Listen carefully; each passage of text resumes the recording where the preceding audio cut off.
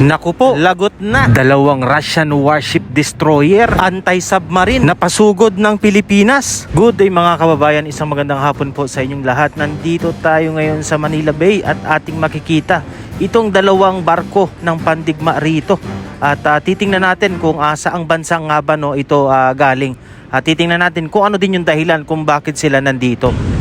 Alright mga kababayan, so ayon sa ating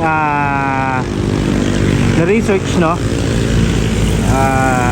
yung dalawang barko na nandito ngayon sa Manila Bay dito sa pier natin ay dalawang Russian destroyer anti-submarine. Ito yung Admiral Tributz 564 at Admiral Penteliev 548. So dalawang Russian destroyer mga kababayan yung nandito So hindi lang ito ang unang beses na sila ay dumaong dito sa atin. So marami ng beses.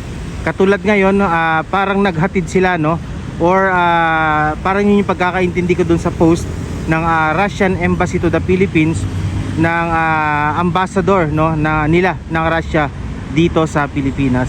Ayan. So dalawa. At meron nga akong napanood or nabasa na isang beses taong 2016 ata yun or 2006 na inopen sa publiko itong isa nilang destroyer itong yan yung 564 na yan. Ito yung Admiral Tributz. Inopen sa publiko kung saan ay pwede kang sumampa sa barko at pwede mo makita ng malapitan mismo itong warship na to ng Russia. So isa to sa mga pinakamalalakas na warship ng Russia mga kababayan. Kaya yan. At sinabi din nga ng ambassador na pagpapalakas din to ng pagkakaibigan sa pagitan ng Russia at ng Pilipinas pagdating sa military at iba pang issue. Ano po mga kababayan? Alright. So dalawang Russian warship yung makikita natin dito. Ayan Pero mas tingnan natin kung malalapitan pa natin ng mas malapit. Babasahin ko na lang sa inyo yung pinakang dahilan kung bakit na nandito itong dalawang warship or destroyer ng Russia nakita ko yan sa post nila nung Russian Embassy to the Philippines.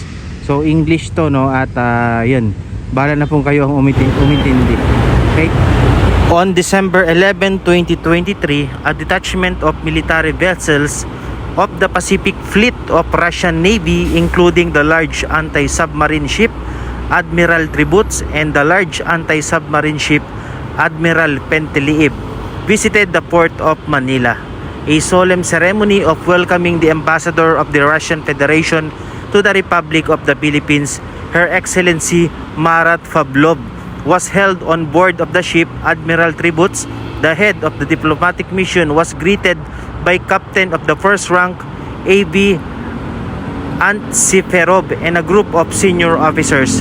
In his welcoming speech, the ambassador noted traditionally friendly relations between Russia and the Philippines, stressed the readiness of the leadership of the Russian Federation to actively develop multi-faceted bilateral cooperation in various fields, including military, which will contribute to strengthening security in the Asia-Pacific region.